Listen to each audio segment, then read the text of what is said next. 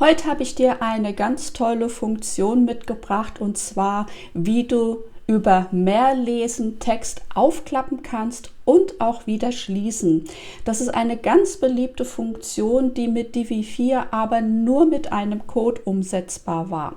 Jetzt mit Divi 5 können wir das ganz easy ohne Code und ohne Plugin machen, und zwar mit den neuen Interactions. In der Praxis kann das so aussehen. Ich habe dir hier ein Beispiel von einer Kundenseite mitgebracht. Das hier sind Testimonials, die ich übrigens mit dem neuen Group-Karussell erstellt habe.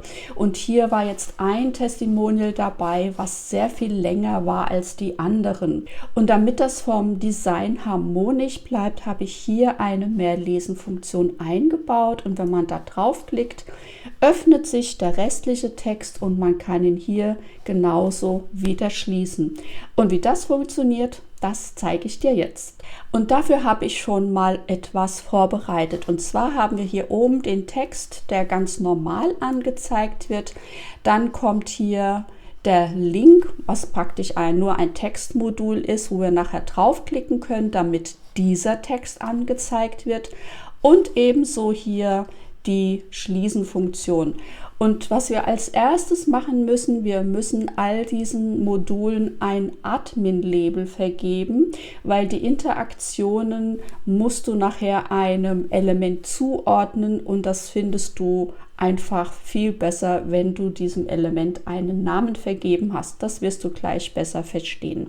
Mit diesem Text müssen wir jetzt nichts weiter machen, aber wir gehen jetzt hier beim Mehrlesen in die Einstellungen und hier unten auf das Admin-Label, und ich nenne das jetzt Mehrlesen und schreibe einfach mal Name dahinter.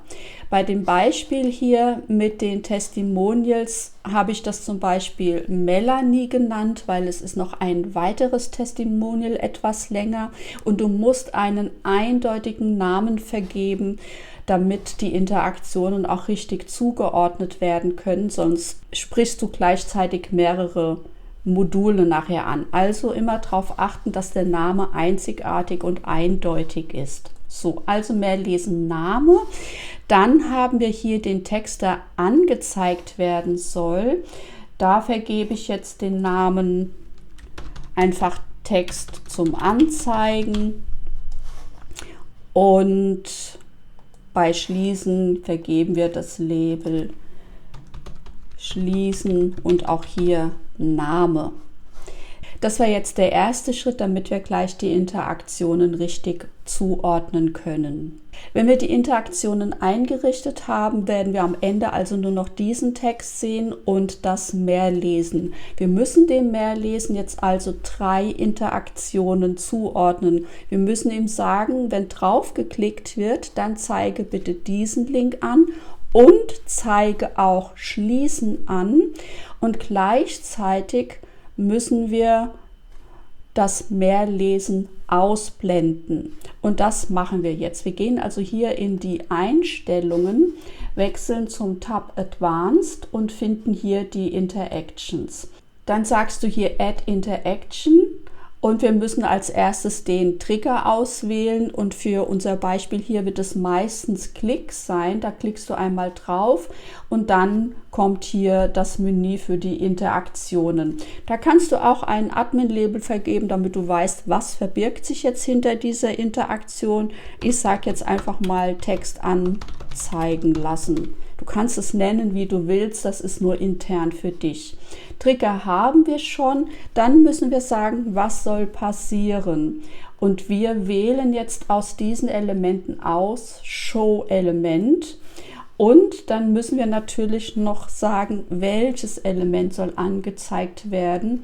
Und hier siehst du jetzt praktisch eine Übersicht über alle Module, Zeilen, Sektionen deiner Seite. Wenn du das auf einer Seite machst, die du schon gefüllt hast, wird es eine sehr, sehr lange Liste sein. Deswegen haben wir das Admin-Label vergeben, und ich kann jetzt einfach hier auswählen mein Textmodul. Das ist der Text zum Anzeigen. Der soll dann praktisch erscheinen, und das können wir erstmal speichern. Als nächstes benötigen wir noch, dass Schließen angezeigt wird, damit wir das auch wieder schließen können. Und dann sage ich jetzt einfach mal Schließen anzeigen. Klick ist richtig. Nochmal Show-Element und unser Ziel ist hier der Text Schließen und Name, damit wir eindeutig wissen, um welches Element es geht. Dann wollen wir noch mehr Lesen ausblenden. Da klicken wir wieder drauf. Das ist ebenfalls mit dem Klick. Und da sagen wir jetzt einfach mehr Lesen ausblenden und haben hier den Klick. Und diesmal wählen wir Hide. Und als Ziel haben wir hier mehr Lesen Name. Und das speichern wir auch. Das ist jetzt der erste Schritt. Dann wenden wir uns hier dem nächsten Element zu, gehen auch hier wieder auf Advanced und in die Interactions. Übrigens, kleiner Tipp zwischendurch, wenn du das nachlesen willst, ich habe das alles auch in einem Blogbeitrag, den findest du in der Beschreibung. So, also hier brauchen wir nur eine Interaktion, die praktisch sagt, dass dieser Text beim Laden der Seite nicht angezeigt werden soll. Das heißt, wir brauchen diesmal Load, klicken da drauf, Text beim Laden nicht anzeigen. So, und dann sagen wir hier auch wieder Hide und wählen aus Text zum Anzeigen und schließen das hier. Jetzt verschwindet der.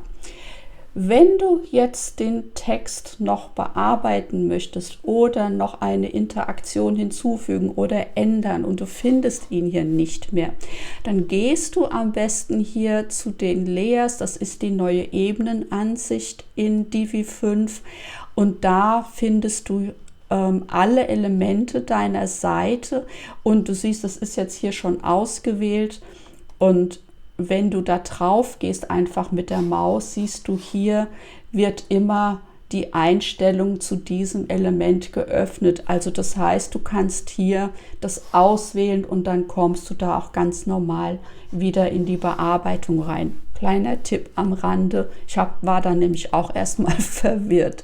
So, jetzt haben wir noch das Schließen-Element. Da gehen wir auch in die Bearbeitung, wieder in Advanced. Und die Interactions. Dafür brauchen wir jetzt 4 Interaktionen. Und zwar wollen wir, dass dieses Element beim Laden der Seite auch unsichtbar ist. Deshalb machen wir das jetzt als erstes.